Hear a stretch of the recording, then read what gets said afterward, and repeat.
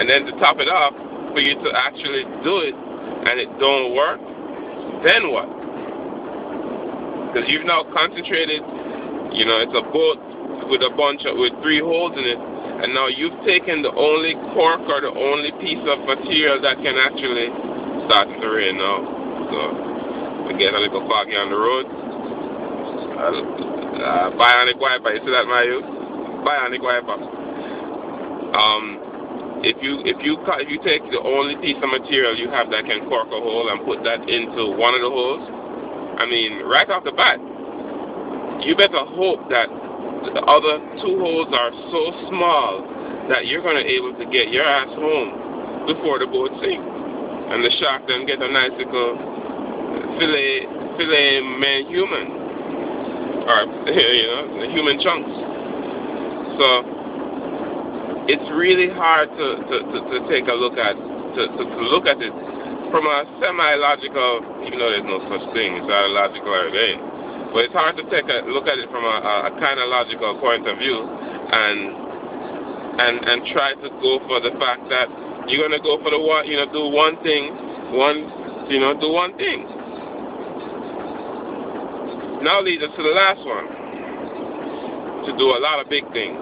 Even if it's a lot of small things. To do a lot of things at once. Alright. To do a lot of things at once. Now what we're doing is, right? It's like, not what we're doing. Hear me sound like I'm in Obama's cabinet.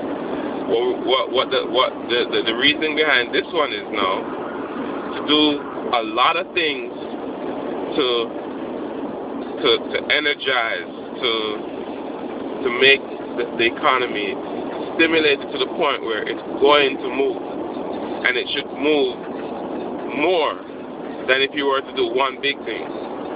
Example. I know this is a movie example, and it's kind of messed up to use movie examples because movies are usually based off lies, but the theory behind this is actually solid. If you remember a movie called Inner Space, or something like that, something happened to the world and the magma flow underground kind of got messed up, and turns out that the world was about to stop spinning. And they came up with a great idea with a bunch of fictitious diving, drilling stuff to build a ship that actually dug down to the core of the earth, and they were loaded with nuclear weapons to restart the world again, or to stop it from, to pretty much keep it spinning. So the first their plan was to take all the nukes, put it at one spot, blow them up, and that should be enough momentum to make all the magma start flowing and rotating, and centrifugal forces start keep the world spinning, or get the world back to its normal momentum. Well, somewhere along the movie, which I don't remember 100%, but somewhere along the movie they came up with the idea that instead of using one major force in one part, spread that nuclear weapon, spread the nukes out, and then allow it to explode in some kind of pattern, which would, instead of give you one big explosion, give you a lot of smaller explosions, but would take up more surface area, hence more momentum and the ability to move, to do the same thing on a better scale. Excuse me. Well, I think that was a that was a smart thing to do, because if you have one thing, like if you ever put fireworks on a bowling ball, which I've done in the past. Don't ask why. That's for another day. 4 days in D.C. But you ever put fireworks on a bowling ball, what'll happen is, if it's big enough, it'll move it. If it's not big enough, it'll just pop right on the side of it. Now, but it does vibrate it though. Now, if you were to put multiple charges on that same bowling ball and let them off in a sequence, what you get is like a pop, pop, pop, pop, pop, pop. which would be similar to how an internal combustion engine works, and that would provide more momentum. Now, I'm not saying that it will be enough momentum to move it, but it's more likely to move it than just one. And I say that because for the people out there who think that it's all BS, well, more momentum would be to have a lot of separate explosions going on. But anyway, that's what his plan is. His plan is to do a lot of big things.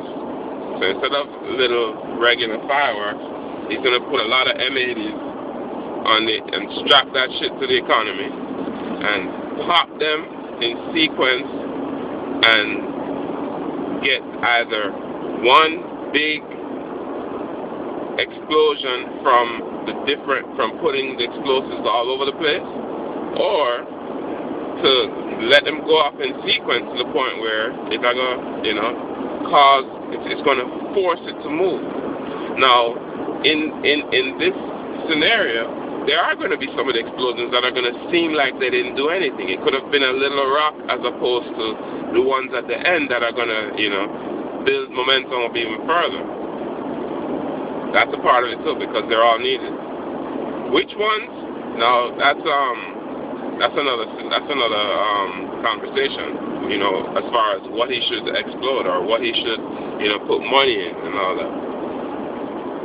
So as far as his ability to do everything, to do a lot of things at once, I think it's the best of the three options that he has out there. And it's the best by far because, Republicans, Democrats are like, talk all the shit you want. If there's no America left, then you're pretty much talking for nothing. Everybody goes under the assumption that, America will be here regardless of how jacked up, how messed up people make it. And unfortunately, if you're a student of history, everything comes to an end. Everything. Even great civilizations that were once the thought of defeat was so far from everyone's mind, eventually became the doormats of their victors.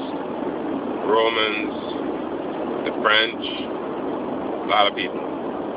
Anyway, now, another thing I wanted to touch on was what I'm thinking about a nice day, even though it's a little overcast. Roads to work is kind of smooth too. Driving through, this is, I think this is Miami Gardens, or pretty close to it. It's not quite hood, but it's hood. A lot of cute girls down there, so. And I'm actually